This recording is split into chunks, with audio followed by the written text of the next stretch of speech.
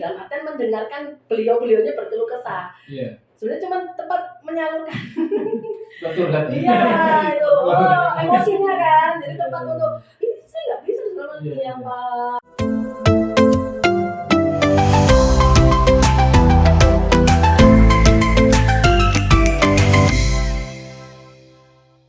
Semangat pagi. Kita bertemu lagi Sobat Semanggi di sesi podcast Semanggi University.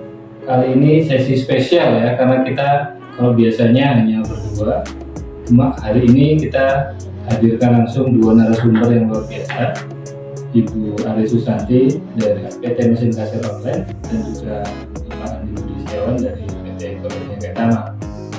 Oke, hari ini kita akan membahas sesuatu yang sudah umum kita ketahui terkait seberapa bagus. Hari ini kita akan membahas hal-hal yang berkaitan dengan multitasking dalam pekerjaan. Bagaimana seorang karyawan bisa melakukan berbagai macam tugas untuk bisa mencapai goal yang diinginkan. Oke, kita sapa dulu narasumber kita pada pagi hari ini. Selamat pagi Bu Santi dan Pak Andi. Selamat pagi. Kabarnya Pak Ibu? Luar biasa. Saya sangat senang sekali ketemu sama Andi di sini. Oke. Hari ini kita agak sedikit berbeda ya formatnya. Kita bertiga.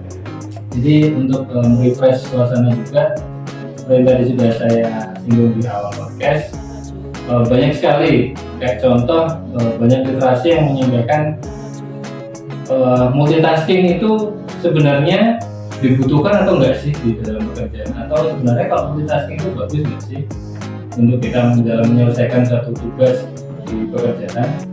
Bagian mungkin menurut Pak Andi, silakan Pak. Wah, dari saya dulu Yeah. biasanya diskusi. Ya, sebenarnya yang perlu kita pahami dari multitasking sendiri itu bukanlah sesuatu hal yang dikerjakan secara bersamaan di waktu yang bersamaan. Oke. Pembahasannya. Ya. Multitasking itu lebih ke arah kita bisa mengerjakan pekerjaan yang berbeda di waktu memang yang berbeda, jadi bukan yang bersamaan. Jadi ambillah tarik, misalkan kita jam sekian sampai jam sekian itu mengerjakan pekerjaan A, jadi jam sekian sampai jam sekian mengerjakan pekerjaan B. Kalau menurut saya sih multitasking itu seperti itu, dimana biasanya antara pekerjaan dan B terkadang tidak sama atau berbeda, kayak gitu sih Pak. Itu kalau pandangan saya menurut multitasking. Nggak tahu nih kalau. Oke, dari Bu Santi gimana memandang multitasking itu? Ya, ini agak berbeda sedikit ya. Iya. Boleh. Kita diskusi di sini.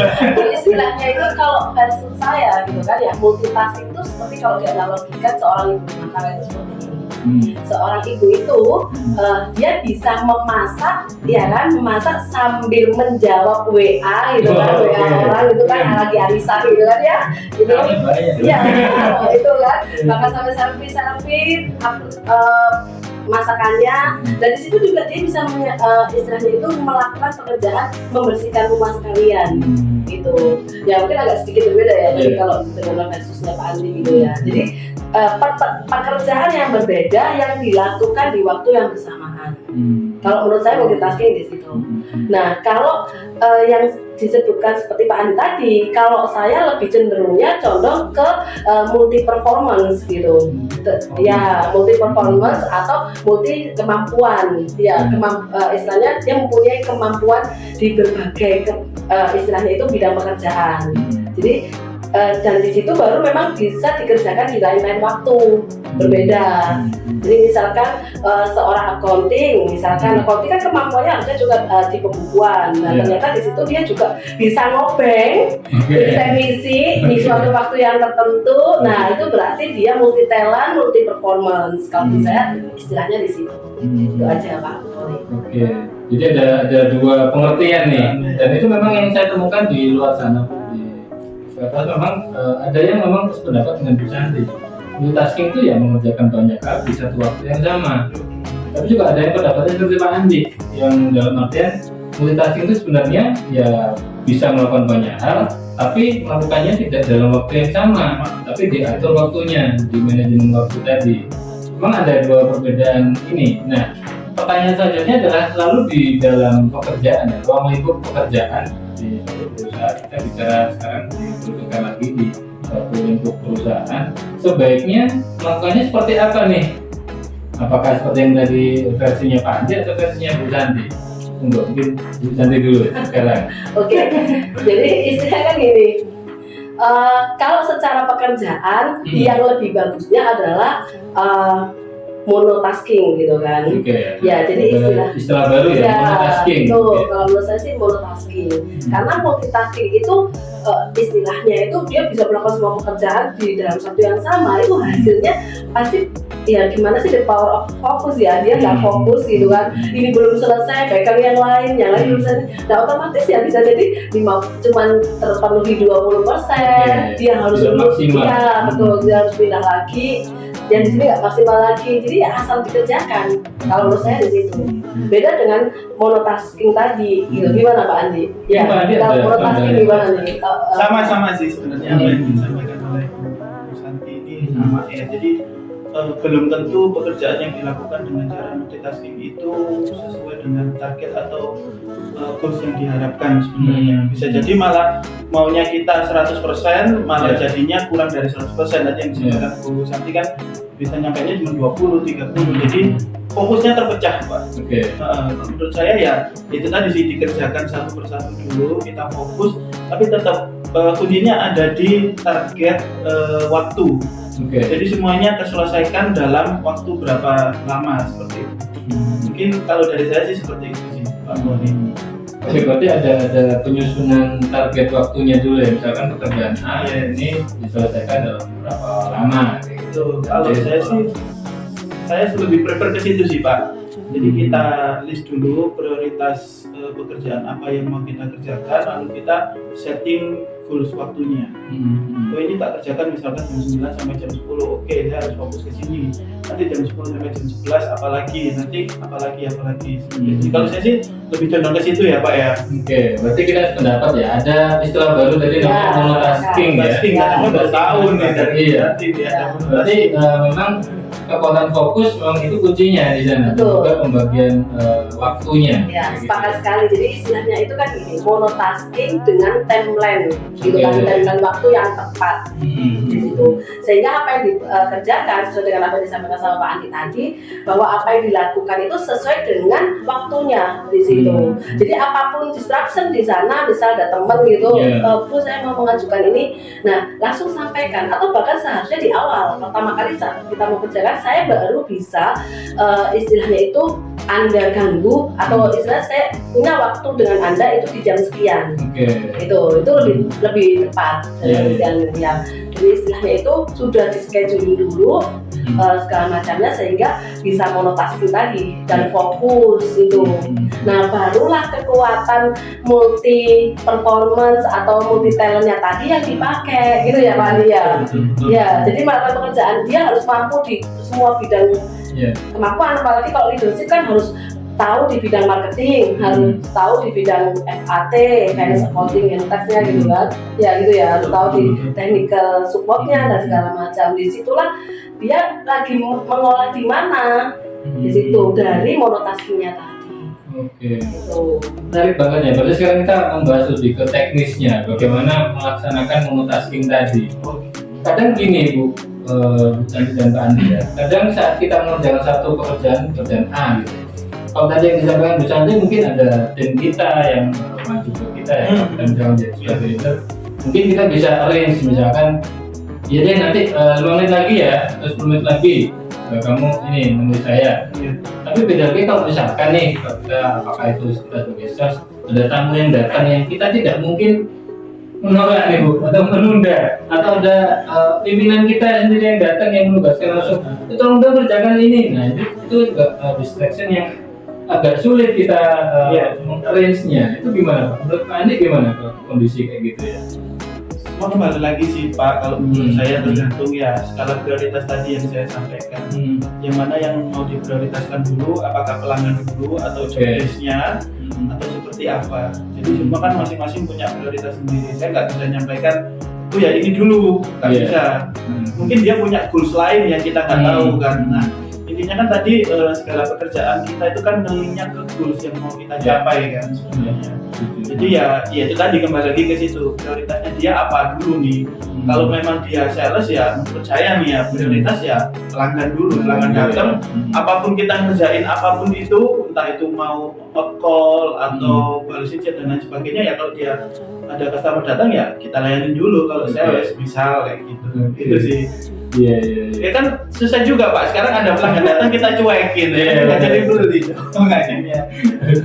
Kalau itu biasanya gimana Bu? Menanggapi hal itu? Ya, kalau dari saya sih tergantung dari departemennya. Dalam artian bahwa istilahnya ada orang-orang yang memang bagian kerjanya tidak seperti ini. Itu entry data segala macam. Nah, otomatis dia ya memang harus mempunyai istilahnya itu timeline pekerjaan terkait waktunya gitu. Itu istilahnya kalau di kami ada istilahnya juga kayak pembagian waktu.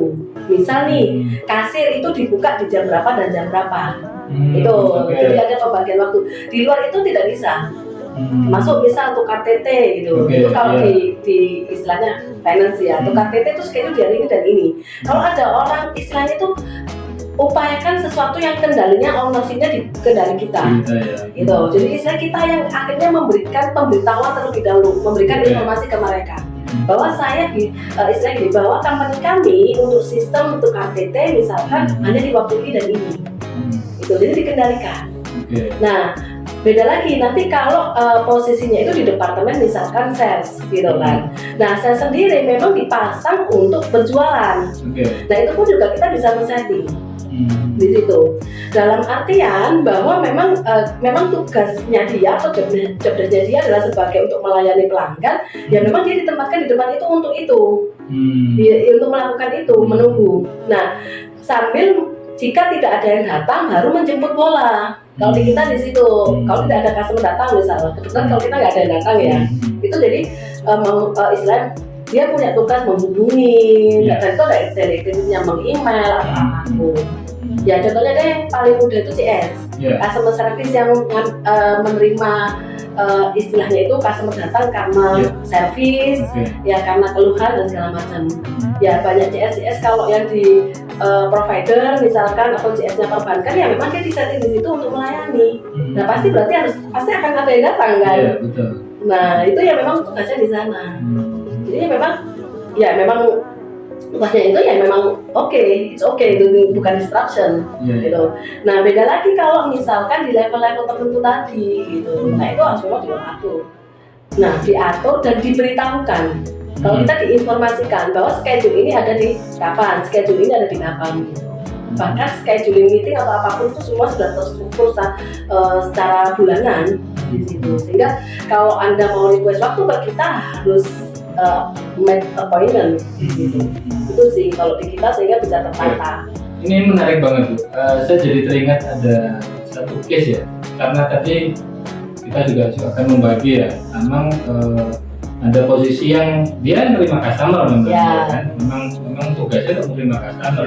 Ada tugasnya di back office yang nggak bisa ketemu customer.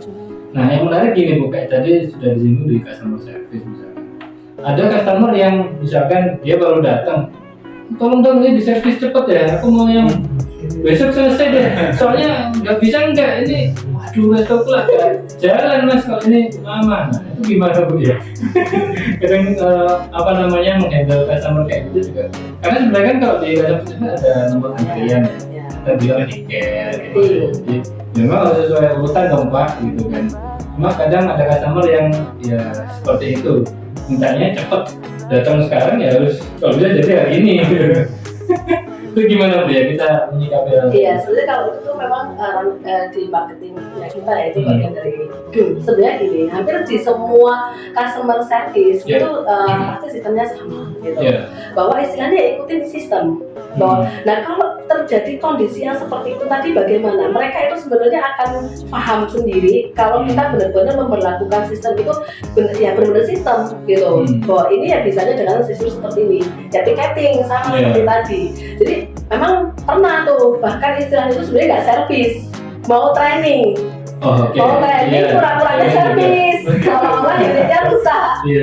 Gitu, makanya kita pisah antara departemen technical support versus departemen customer service. Kalau misalkan nih customer service, walaupun sebenarnya bisa loh ya, Bisa. ngetes itu sebenarnya bisa sih, customer service itu kita gali kemampuan dalam teknis juga gitu. Hanya saja karena mereka bajunya customer service, oh Pak, saya nggak bisa. Dia akhirnya kan mau nggak mau ya cuma ikut urutan gitu kan. Pak, di kami tidak ada technical support, di tempat kami hanya sebagai customer service dan menerima produk masuk ke kami di situ. Makanya kalau kita biasanya selalu difilterin di istilah di chatbot juga gitu. Jadi nggak bisa langsung service gitu, nggak bisa. Dan istilahnya memang ya close penerimaan dalam artian ya istilahnya itu bisa nggak diservis sekarang Pak di standar kami. Jadi ada alur SOP disosialisasikan di berbagai sosial media. Jadi infokan di situ bahwa standar kami seperti ini. Hanya bisa diterima. Itu jadi sebenarnya faktor komunikasi aja sih. Komunikasinya aja. Ya, memberikan pemahaman dan pengertian. Sebenarnya customer service itu juga harus punya kemampuan dalam berempati, dalam artian mendengarkan beliau-beliaunya berkeluh kesah. Iya. Sebenarnya cuma tempat menyalurkan. Betul kan? Iya, itu. Emosinya kan. Jadi tempat untuk saya nggak bisa sebenarnya ya Pak. Setting ini apa sistem kami seperti ini. Jawabannya harus berempati. Nah, hanya saja ya dan sistem kami seperti ini tetap dijalankan, gitu. Daripada ada tips lain Pak?